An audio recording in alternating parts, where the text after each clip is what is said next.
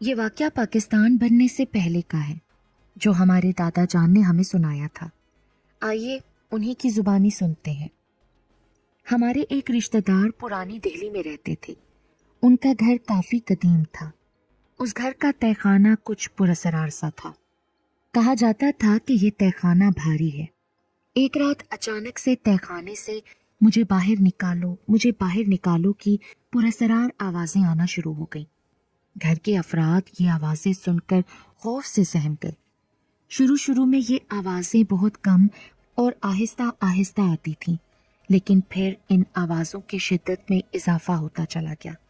گھر کا تہہ خانہ بھاری یعنی آسیبی ہونے کے سبب کوئی فرد دن میں بھی تہہ خانے کے قریب جانے کی ہمت نہیں کرتا تھا، تو رات کے وقت اس کے پاس جانے کی کوئی حماقت نہیں کر سکتا تھا۔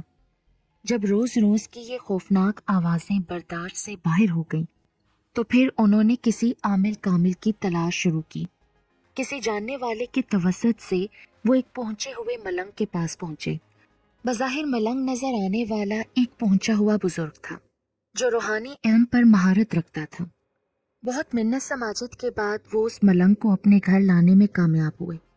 انہوں نے تہہ خانے کا اچھی طرح سے جائزہ لینے کے بعد گھر کے سربراہ شمشاد صاحب کو بتایا کہ اس تہہ خانے میں پرانے زمانے کا خزانہ دفن ہے، لیکن اس خزانے پر جنات مسلط ہیں، اور یہ آوازیں خزانے پر مسلط نادیدہ طاقتوں کی ہی ہیں۔ خزانے کا نام سن کر تو شمشاد صاحب اور ان کے گھر والوں کی آنکھیں چمک اٹھیں۔ انہوں نے ملنگ بابا کو خزانہ باہر نکالنے کو کہا۔ ملنگ بابا نے کہا، خزانہ تو میں باہر نکال دوں گا، لیکن خزانہ نکالنے سے پہلے ایک بات اچھی طرح سے سمجھ لیں کہ خزانے کے 3 حصے ہوں گے، جس میں سے صرف ایک حصہ آپ کو ملے گا، ایک حصہ میرا ہوگا اور ایک حصہ غریبوں اور مسکینوں میں بانٹا جائے گا۔ اگر آپ کو یہ شرط منظور ہے تو میں خزانہ نکال دیتا ہوں۔ شمشاد صاحب اور ان کے بیٹوں نے کہا، ٹھیک ہے، آپ خزانہ باہر نکالیں، ہمیں آپ کی تمام شرائط منظور ہے۔ ملنگ بابا نے ایک بار پھر تنبیہ کی کہ اچھی طرح سے سوچ سمجھ لیں۔ اگر وعدہ خلافی یا بدعہدی کی گئی تو اس کے نتائج اچھے نہیں ہوں گے، اور نتیجے میں جو نقصان آپ اٹھائیں گے اس کا اندازہ کرنا بھی مشکل ہے۔ ٹھیک ہے ملنگ بابا، جو آپ کہتے ہیں ہم وہی کریں گے، بس آپ خزانہ باہر نکالیں۔ رات کے پچھلے پہر اس ملنگ بابا نے تہہ خانے میں بیٹھ کر پڑھائی شروع کی۔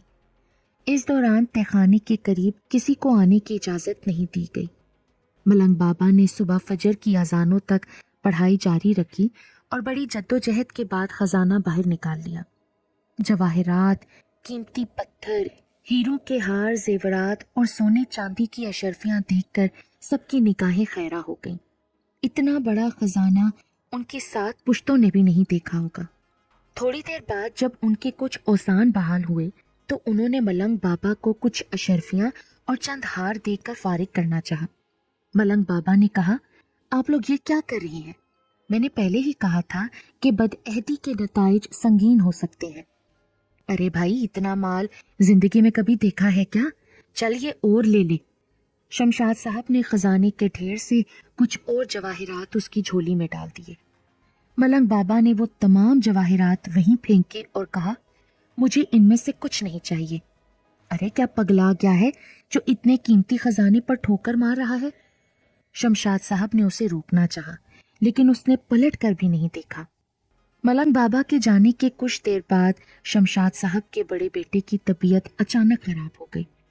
وہ اسے فوری طور پر ہسپتال لے جانے لگے، لیکن ہسپتال پہنچنے سے پہلے ہی راستے میں اس کا انتقال ہو گیا۔ اس کی اچانک موت سے شمشاد صاحب اور ان کے اہل خانہ کا صدمے سے برا حال تھا۔ بیٹے کا نماز جنازہ ادا کرنے کے بعد اسے دفن کر دیا گیا۔ ابھی وہ قبرستان سے گھر واپس آ رہے تھے کہ راستے میں دوسرے بیٹے کی طبیعت خراب ہو گئی اور گھر پہنچتے پہنچتے اس نے بھی دم توڑ دیا۔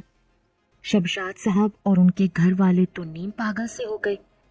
وہ سمجھ گئے کہ بظاہر نظر آنے والا ملنگ حقیقتاً کوئی پہنچا ہوا بزرگ تھا، جس کے ساتھ وہ وعدہ خلافی اور بدعہدی کر چکے تھے۔ وہ ملنگ بابا کی تلاش میں نکل پڑے، لیکن اس کا کوئی سراغ نہیں ملا۔ شمشاد صاحب پر دوسرے بیٹے کو دفنانے کے بعد خوف سا طاری ہو گیا تھا کہ اب نہ جانے کس کی باری ہے۔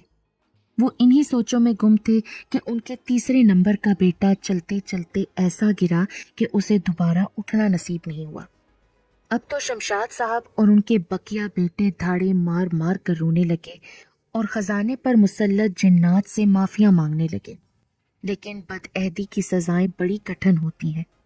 شمشاد صاحب تہخانے میں جا کر چیخنے چلانے لگے، ہمیں خزانہ نہیں چاہیے، ہمیں ہمارے بیٹے واپس لوٹا دو۔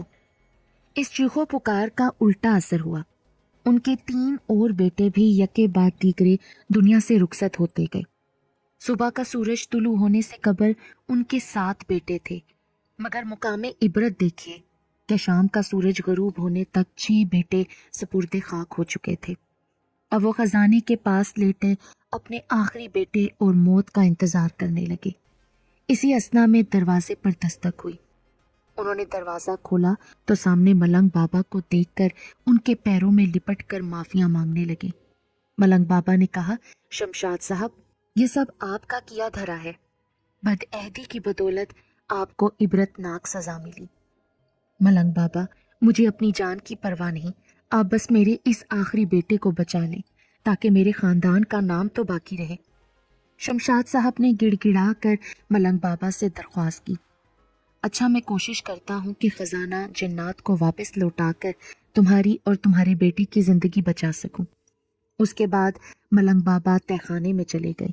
ساری رات پڑھائی کی آوازیں آتی رہیں۔